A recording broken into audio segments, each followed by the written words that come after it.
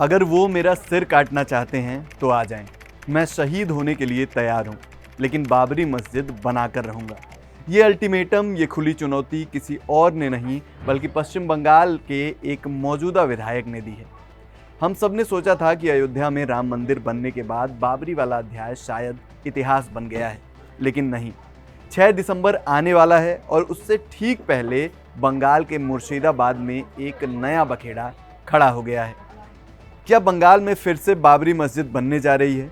क्या है विधायक हुमायूं कबीर की वो जिद जिसने उनकी अपनी ही पार्टी को उनसे किनारा करने पर मजबूर कर दिया? और क्यों इस मुद्दे पर अब सिर काटने और शहीद होने की बातें हो रही हैं? आज के इस वीडियो में हम इस पूरे मामले पर डिटेल से बात करेंगे। नमस्कार, मेरा नाम है निशांत मिश्रा और आप देख रहे हैं एनडीटीवी इंडिया। सबसे पहले समझते हैं आखिर क्या हुआ। जगह है पश्चिम बंगाल का मुर्शिदाबाद जिला। तारीख चुनी गई 6 दिसंबर।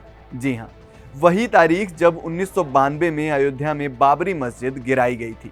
तृणमूल कांग्रेस के विधायक हुमायूं कबीर उन्होंने ऐलान किया है कि वो इस 6 दिसंबर को मुर्शिदाबाद में एक नई मस्जिद का शिलान्यास करेंगे और उसका नाम रखेंगे बाबरी मस्जिद। जैसे ही उन्होंने ये ऐलान किया, विवाद होना तय था।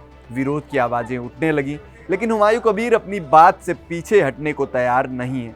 उल्टा उन्होंने विरोधियों को एक ऐसी चुनौती दे दी है जिसे सुनकर सियासत गर्मा गई है।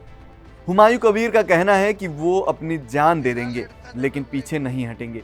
मीडिया से बात करते हुए कबीर कहते हैं कि 464 साल पहले बाबर के सेनापति ने बाबरी मस्जिद बनवाई थी। उसे गिराकर वहां राम मंदिर बनवा दिया गया, तब तो किसी ने विरोध नहीं किया।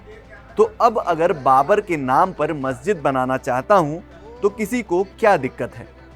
इतना ही नहीं, उन्होंने एक कानूनी दांव भी खेला है।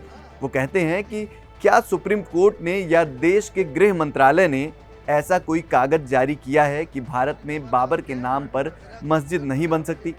अगर ऐसा कोई ऑर्डर है तो मुझे दिखाओ, मैं पीछे हट जाऊंगा। और अगर ऐसा कोई कानून नहीं है तो हम बाबरी मस्जिद बना कर रहेंगे। ये बात सिर्फ मस्जिद बनाने तक नहीं रुकी, बात सिर काटने तक पहुंच गई है।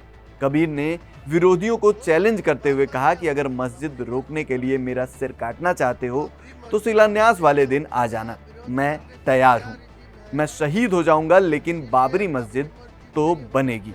अब आप सोच रहे होंगे कि भाई, विधायक जी जिस पार्टी यानी टीएमसी से हैं, उनका क्या कहना है? क्या ममता बनर्जी की पार्टी इस नई बाबरी मस्जिद के समर्थन में है? जवाब है बिल्कुल नहीं। तृणमूल कांग्रेस ने बड़ी चालाकी से खुद को इस मामले से अलग कर लिया है। पार्टी ने साफ कह दिया है कि भैया ये इनका पर्सनल मामला है।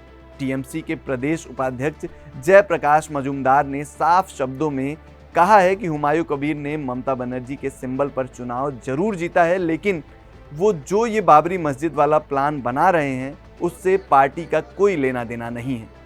दूसरी तरफ बीजेपी और केंद्र सरकार भी इस पर चुप नहीं है। केंद्रीय राज्य मंत्री सुकांत मजूमदार ने इस पर तीखा हमला बोला है। उनका कहना है कि मस्जिद बनाने में कोई बुराई नहीं है, आप आज़ाद हैं, लेकिन इसका नाम बाबरी रखकर और 6 दिसंबर की तारीख चुनकर आप क्या साबित करना चाहते हैं? सुकांत मजूमदार का आरोप है कि मुर्शिदाबाद में हिंदू माइनॉरिटी में है, इसलिए हुमायूं कबीर ऐसा बयान देकर वहाँ के हिंदुओं को डराने की कोशिश कर रहे हैं। बीजेपी ने तो ये भी चेतावनी दी है कि अगर वहां बाबरी मस्जिद दोबारा खड़ी करने की कोशिश हुई तो फिर वहां राम मंदिर बनाने की मांग भी उठेगी। तो तस्वीर साफ है, एक तरफ विधायक जी हैं जो इसे अपनी धार्मिक आज़ादी और शहादत का मुद्दा बना रहे हैं, और दूसरी तरफ उनकी अपनी पार्टी उन्हें अकेला छोड़ चुकी है और विपक्ष इसे डराने की राजनीति बता रहा है। 6 दिसंबर को मुर्शिदाबाद में क्या होगा ये तो आने वाला वक्त ही बताएगा। लेकिन सवाल ये है कि क्या समाज में पुराने जख्मों को कुरेदना सही है? क्या मस्जिद का नाम बाबरी रखने की जिद सिर्फ एक पॉलिटिकल स्टंट है या वाकई ये भावनाओं का मामला है? आपकी इस पर क्या राय है? हमें कमेंट बॉक्स में ज़रूर बताइए।